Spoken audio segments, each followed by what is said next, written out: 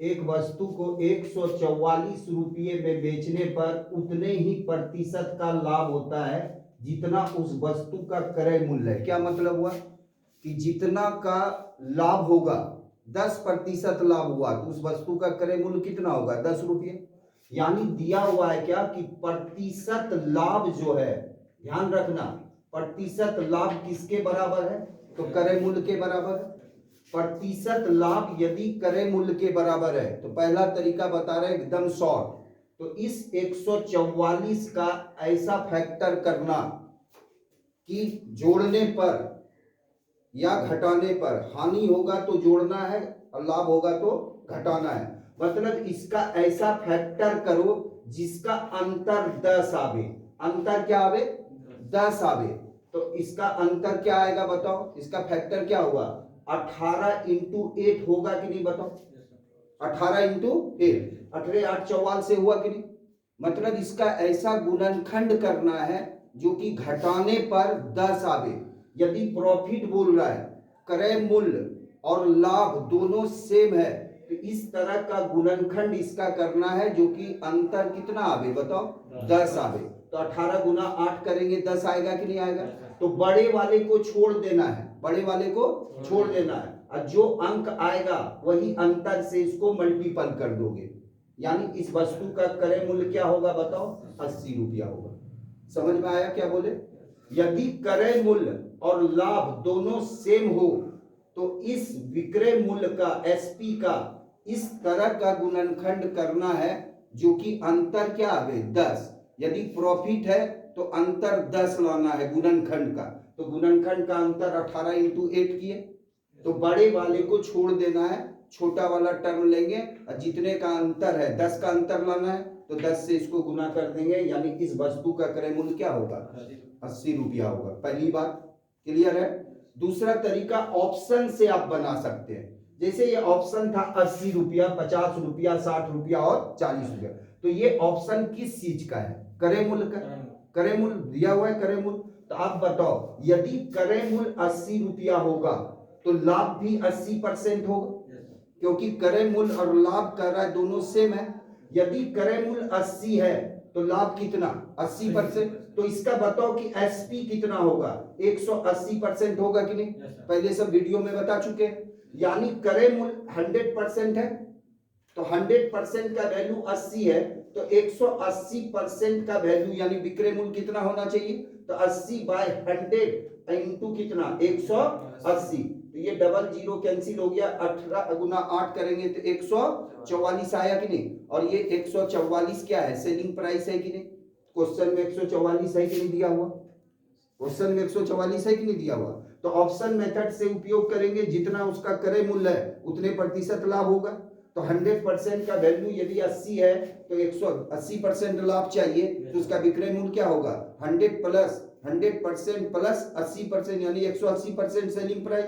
और वो 180% selling price किसके बराबर होना चाहिए 144 के बराबर। तो 144 जिस ऑप्शन से आ जाएगा वही होगा। सेकेंड ऑप्शन से देखिए यदि 50 रुपया उसका क्रय मूल्य होता तो 100% बराबर 50 होता तो विक्रय मूल्य तो इसका 150% होना चाहिए। तो बताओ 50/100 इंटू 150 होता तो ये जीरो कैंसिल हो जाता तो 15 बचे क्या होता 75। तो वहां दिया हुआ है 75 रुपया सेलिंग प्राइस नहीं, इसलिए सेकेंड ऑप्शन इसका सही नहीं होता। समझ गए दूसरा ऑप्शन मेथड समझ गए, समझ गए उतार लीजिएगा। तो सबसे आसान मेथड कौन सा है ऊपर वाला।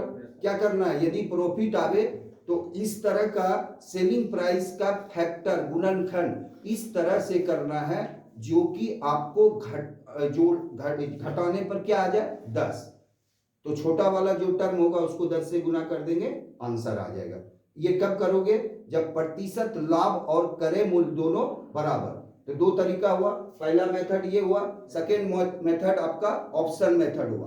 तीसरा मेथड आप देखिए, तीसरा मेथड जो कि बुक में भी दिया हुआ है कि डायरेक्ट फार्मूला से मिटा दे, इसको मिटाए ना, मिटा देते हैं। तीसरा देखिए, तीसरा तरीका क्या है जो कि आपको दिया हुआ है, किसमें दिया हुआ है तो किताब में, लेकिन ये सब फार्मूला याद रखना पड़ेगा। 10 x प्लस 25 अब माइनस 50, इस फॉर्मूले से भी बनता है।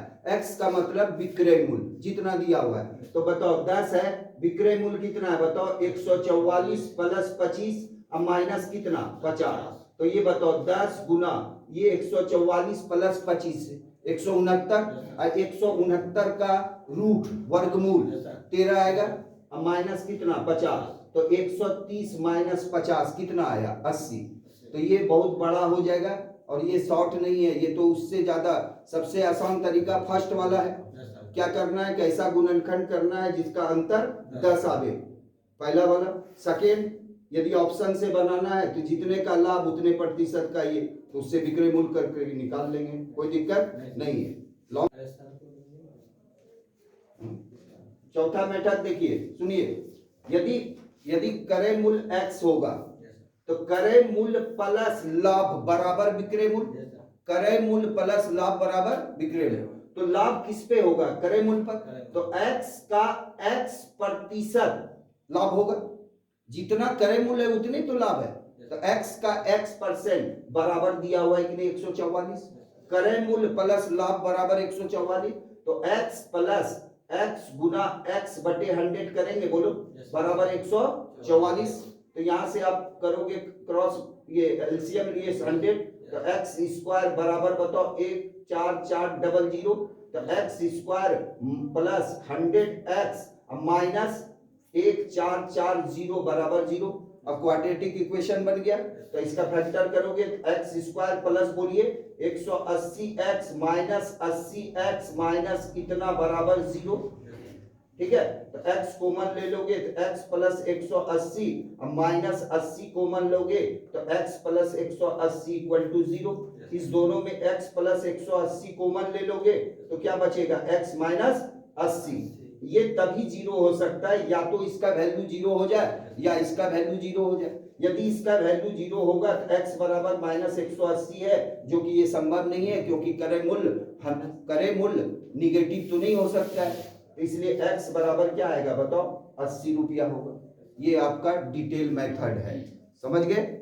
एक वस्तु को 75 रुपये में बेचने पर उतने प्रतिशत का लाभ होता है जितना उस वस्तु का क्रय मूल्य है, तो ध्यान केवल देना है क्या बोला, प्रतिशत प्रॉफिट सीपी के बराबर है, तो जहां भी देख लिए प्रतिशत प्रॉफिट सीपी के बराबर है क्रय मूल्य के बराबर, तो जो विक्रय मूल्य का दिया हुआ है, विक्रय मूल्य जितना दिया हुआ है उसका इस तरह का गुणनफल करना है, फैक्टर 2 अंकों का गुणनफल इस तरह करना है कि अंतर 10 का आगे, तो 15 गुना 5 करेंगे हो गया, तो जब प्रॉफिट बोला तो बड़े वाले को छोड़ देंगे और जितने का अंतर बोले उसको इससे गुना कर देंगे, यानी 5 गुना 10, यानी उस वस्तु का क्रय मूल्य क्या होगा 50 रुपये।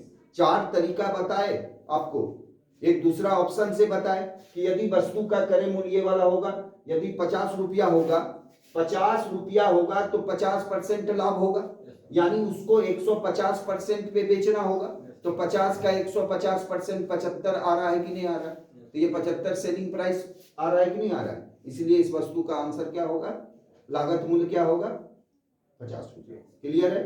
फिर तीसरा टर्म आपको बताए कि 10x प्लस 25 माइनस 50 से भी, तो लेकिन वो लंबा है, एक कंसेप्ट मेथड से बताए थे जहां से ये ट्रिक आता है। आपको क्या करना है, परसेंटेज प्रॉफिट देखिए तो ऐसा गुणनखंड करिए ताकि दोनों के बीच अंतर कितने का आवे 10, नोट में लिख लीजिए प्रतिशत प्रॉफिट इक्वल टू यदि सीपी रहे तो अंतर सिर्फ गुणनखंड का विक्रय मूल्य जो दिया हुआ है उसका ऐसा गुणनखंड आपको चूज करना है कि डिफरेंस कितने का आवे 10, तो बड़े वाले टर्म को छोड़ देंगे और छोटे वाले टर्म में 10 से गुना कर देंगे, वही उसका सीपी होगा। क्लियर है, 2 सेकंड का सवाल है, 2 सेकंड में बन जाएगा, ठीक है। चलिए, एक वस्तु को 39 रुपये में बेचा है, सेलिंग प्राइस कितना है, विक्रय मूल्य कितना है 39, बोला उतने प्रतिशत का लाभ हुआ जितना उस वस्तु का क्या है कॉस्ट प्राइस है, सेम बात है। तो यदि प्रतिशत लाभ और सीपी सेम हो तो विक्रय मूल्य 39 का ऐसा फैक्टर करना है कि दोनों के बीच का अंतर 10 आवे, तो 39 का फैक्टर 13 गुना 3 होगा, 10 का डिफरेंस आ रहा है, तो बड़े वाले टर्म को छोड़ देंगे, इसमें एक जीरो चिपका देंगे केवल, यानी उस वस्तु का कॉस्ट प्राइस कितना होगा, 30 रुपया होगा। 30 का 130% निकालेंगे, सेलिंग प्राइस 39 आएगा कि नहीं आएगा, तो आंसर हो गया। क्लियर बात, थर्ड नंबर समझ गए। फोर्थ नंबर देखिए, सेम ही सवाल है, एक में प्रतिशत लाभ दिए, एक में प्रतिशत हानि दिए।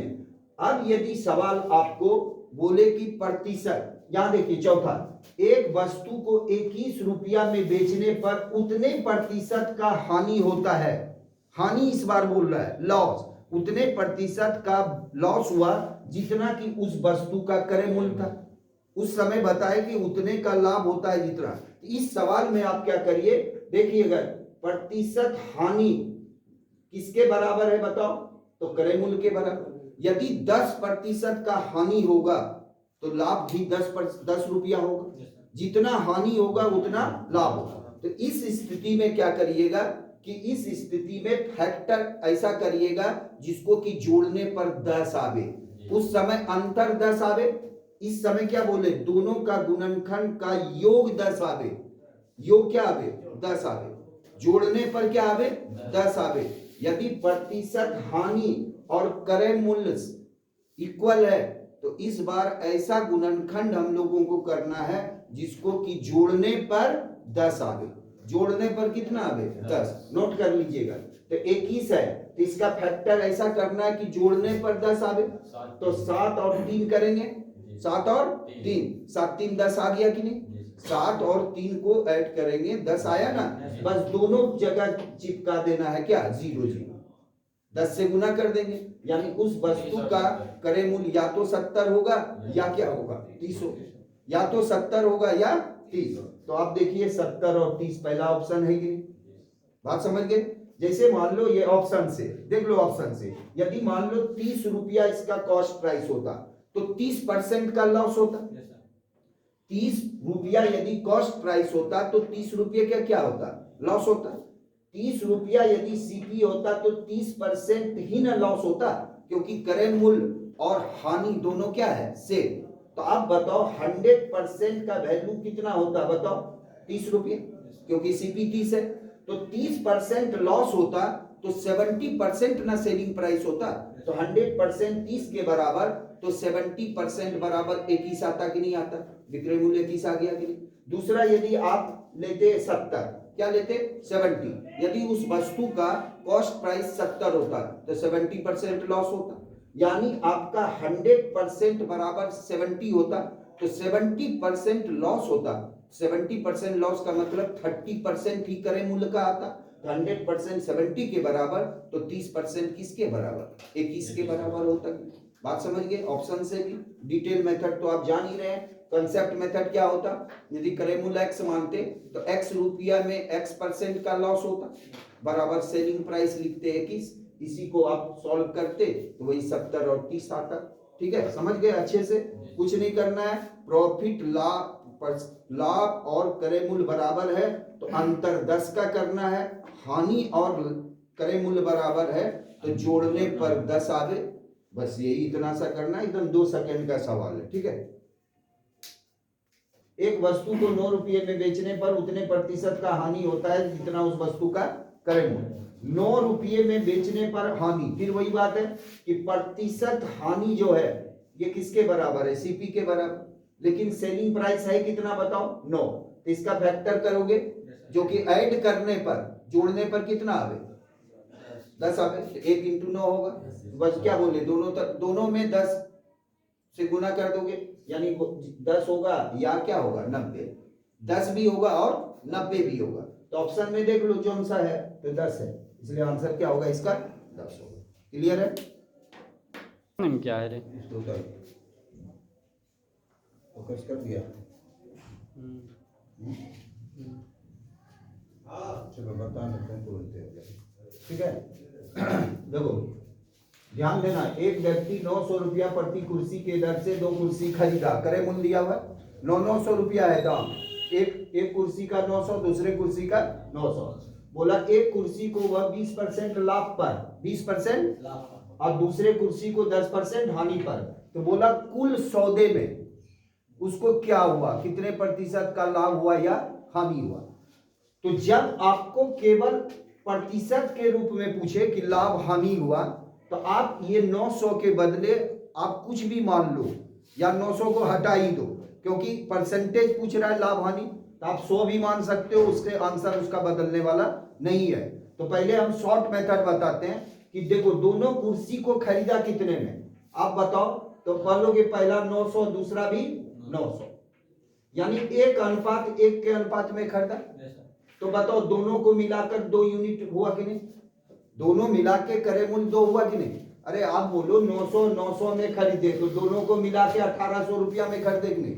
हम शॉर्ट में पहले बताना चाह रहे हैं कि क्या करेंगे कि ये देखो दोनों को खरीदे कितना में, बोलो 900 में, यानी 1:1 में।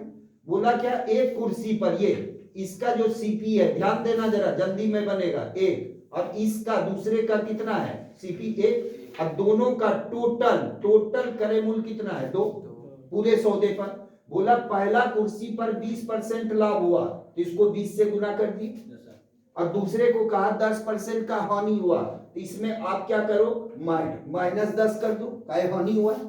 ये दोनों को जोड़ देने पर तो ये दोनों का टोटल, तो ये तो पूरे सौदे पे मान लेंगे हम कि x% का लाभ हुआ, तो यहाँ 2 गुना x कर दे, लाभ हो गया। यही पूछ रहा है पूरे सौदे पर, यानी x निकालना है। तो बताओ 2x बराबर क्या हो गया, 20 - 10 हुआ, तो x बराबर क्या हो जाएगा 10/2, यानी क्या आया 5, प्लस में आया, तो 5% का क्या होगा लाभ, 5% का लाभ होगा। समझ में आया। क्या करना है, देखो 900 रुपया है दोनों का, तो आप कैलकुलेशन लंबा हो जाता। यदि आप इसको करते तो ये भी 900 रखते, तो 900 का 20% आप प्लस क्या बोलिए 900 का -10 बराबर, या क्या लिखते हैं 1800 गुना x। टोटल सौदे पर क्या लाभ हुआ, तो 1800 रुपया ना मेरा कॉस्ट प्राइस हुआ, टोटल कॉस्ट प्राइस कितना 1800। समझ गए। तो आप क्या करो, देखो ध्यान से कि पहले वस्तु का कॉस्ट प्राइस 1, दूसरे का भी 1। अभी हम बोले यदि प्रतिशत लाभ या हानि आपसे पूछे कहीं भी परसेंटेज में भी, कि ओवरऑल प्रतिशत आपसे पूछा जाए कि एक वस्तु को 10 और पूरे सौदे पे 20% लाभ हो, तो दूसरे को कितने में बेचा जाना चाहिए। जहां भी प्रतिशत के रूप में आपको पूछे, तो उसका जो ओरिजिनल वैल्यू है, उस ओरिजिनल वैल्यू को आप ना भी मानिएगा तो कोई दिक्कत होने वाली बात नहीं है। जो यहाँ 900 है, आपका इच्छा है जो अंक रखने का रखिए, इसके आंसर पर कोई प्रभाव नहीं पड़ेगा। शॉर्ट में पहले सुन लीजिए, ये 900 था, ये भी 900, तो दोनों वस्तु समान मूल्य पर खरीदे, तो ये अनुपात बना लिए 1:1। पहले पर 20% लाभ हुआ, तो 1 गुना 20 कर दिए, और दूसरे पर क्या हुआ 10% का हानि, तो 1 गुना -10 कर दिए, और ओवरऑल वस्तु का कीमत तो 2 यूनिट हुआ। और इस पे बोला कितना लाभ होना चाहिए या हानि, तो पूरे सौदे पर हम मान लिए x% का लाभ या हानि, तो x हो गया। तो ये यहाँ से 20 और ये 10 घटा दिए, तो 5% का क्या हुआ लाभ। क्लियर है। आपको यदि आपको डिटेल बनाना है तो डिटेल देखिएगा।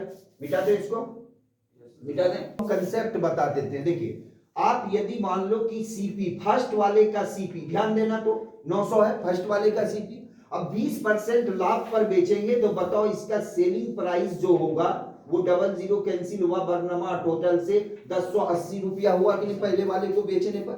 और दूसरा वाला बताओ कि इसका दूसरे वाले का एसपी क्या होगा, तो 900 है, और 10% का लॉस हुआ है हानि, तो 90% उसका सेलिंग प्राइस, तो 900 का 90% आप निकालोगे, 00 कैंसिल, तो 810 हुआ। तो टोटल एसपी कितना आया बताओ, तो आप बोलोगे 0 8 1 9 1890 रुपया टोटल एसपी हुआ।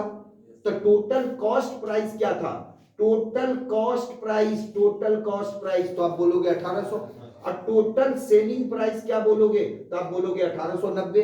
तो बताओ 90 रुपीज का प्रॉफिट हुआ कि नहीं, कितने पर ओवरऑल में, तो 90 × 100 अब बाय टोटल कॉस्ट प्राइस यानी 1800। तो ये 00 कैंसिल हुआ कि नहीं, तो 18×5 = 90। तो इतना क्यों करने जाएंगे, वो आसान तरीका था कि नहीं, समझ गए बात को। तो आप इसको इस तरह से बनाओगे।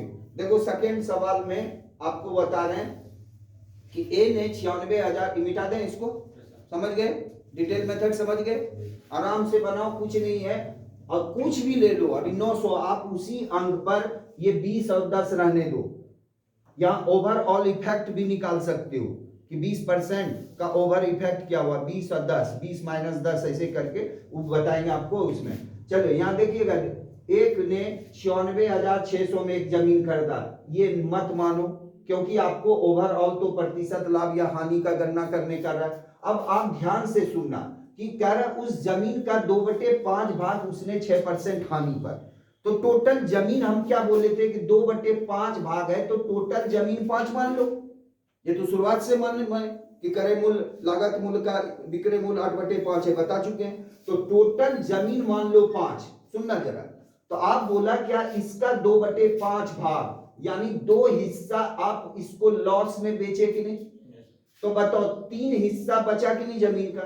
टोटल 5 जमीन है, इसमें 2 हिस्सा लॉस में बेचे तो 5 में 2 घटा दिए तो 3 हिस्सा बचा कि नहीं? अब इस 3 हिस्से को आप किस में बेचे हैं? प्रॉफिट में बेचे या ना बेचे तो बाद में पता चलेगा। तो लेकिन बोला कि ओवरऑल पूरे सौदे पर, जस्ट उल्टा सवाल, पूरे सौदे पर ये क्या हुआ, तो हमको 10% का प्रॉफिट हुआ है। तो बोला जो शेष जमीन बचा उसको कितने परसेंट लाभ पर बेच दे कि ओवरऑल पूरे सौदे पर हमको कितना लाभ हो जाए, 10%। तो आप ओवरऑल 10% लाभ हो तो यहाँ 5 गुना 10 करोगे कि नहीं बताओ, बराबर ये 2 यूनिट जो बेचे हैं वो क्या परसेंट, 6% हानि पर, तो 2 गुना -6 करें ना हानि पर। और ये जो शेष जमीन 3 हिस्सा बचा है 3 यूनिट, इसको मान लेते हैं कि हम x लाभ पर बेच दिए। तो इसको हल कर लो, 50 बराबर क्या -12 और प्लस 3x, तो इधर जाएगा तो 62/3 बराबर x हो जाएगा कि नहीं? यानी 20 पूर्णांक कितना 2/3%। शेष हिस्से को 20.2/3% लाभ पर बेचे तो ओवरऑल सौदे पर हमको 10% का क्या होगा, लाभ होगा। क्लियर है बात? 5 हिस्सा मान लेंगे जमीन, तो इसमें से 2 हिस्सा 2/5 का 2/5 भाग यानी 2 भाग, इसको बोला 2 भाग लॉस पे बेचे। जो शेष हिस्सा बच जाए 5 में 2 घटा दिए 3 हिस्सा बच गया, बोला उस 3 हिस्से को कितने लाभ पर बेचे ताकि पूरे सौदे पर हमको ओवरऑल जो सौदा है 5 जमीन उस पे हमको 10% का क्या हो जाए, लाभ। समझ गए? सवाल क्या है, नेक्स्ट सवाल देखो, एक व्यक्ति ए और बी 3:5 के अनुपात में निवेश करता है।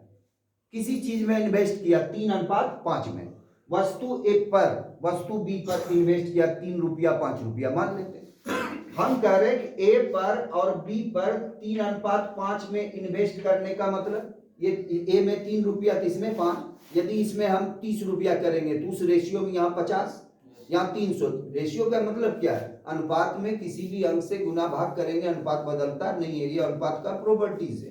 तो बताओ टोटल इन्वेस्टमेंट क्या रुपया हुआ, तो आप बोलोगे 8, सेम बात है।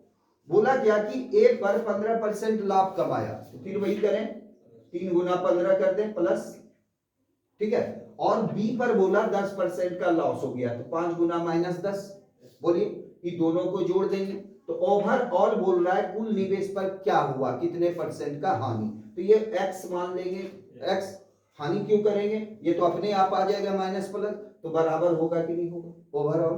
तो आप बताओ क्या हुआ, 45 और माइनस क्या बताओ 50, तो बताओ यह -5 आ गया, तो x का मान क्या आ गया -5/8। माइनस क्या इंडिकेट कर रहा है, इस वस्तु पर टोटल पर हानि हुआ है, इसलिए आंसर क्या होगा इसका 5/8। समझ गए? आसान कुछ नहीं है, समझ जाओ तो कुछ नहीं है। हम एक चीज हमेशा कह रहे हैं कि लाभ हानि जहां भी प्रतिशत में पूछ रहा हो तो आप इसके ओरिजिनल वैल्यू 10,000 से कोई मतलब नहीं रखना है। आपका इच्छा है 2 रुपया मानने का, 3 रुपया मानने का, चाहे वो परसेंटेज का सवाल हो या ये सब डाटा से नहीं चलना है। डाटा से चलेंगे कैलकुलेशन पड़ जाएगा। ये तो इजी है 10,000 है, लेकिन वो मान लो कि पॉइंट में दे दे कुछ कैलकुलेशन लॉन्ग कर दे, ये आप इस मेथड को उपयोग करो। कर प्रति घोड़ा की दर से 2 घोड़ा खरीदा, एक पर बोला 12% लाभ, दूसरे पर क्या 12% हानि। आप बताओ 10,000 रुपया में प्रति घोड़ा खरीदा, तो आप बताओ कि दोनों घोड़े का जो सीपी है वो 1:1 के रेशियो में है कि, तो दोनों को मिलाकर टोटल सीपी 2 यूनिट हुआ कि नहीं बताओ। अब क्या बोला कि एक घोड़े पर 12% लाभ, तो यहाँ 12 से गुना कर दे, और इस पे क्या करें तो -12 कर दे। एकदम इजी पैटर्न है, 1 सेकेंड का। अब बोला पूरे सौदे पर बताओ, तो हम मान लेते हैं पूरे सौदे पर x लाभ हुआ या हानि हुआ, ये दोनों मिला के हुआ कि नहीं हुआ। तो बताओ यहाँ 2x बराबर क्या हो गया 12 - 12, तो x का मान क्या हुआ 0% का मतलब क्या हुआ कि जितना में खरीदे उतना में बेच दिए, ना लाभ होगा ना हानि होगा। समझ गए, कोई दिक्कत, आगे कल बताएंगे।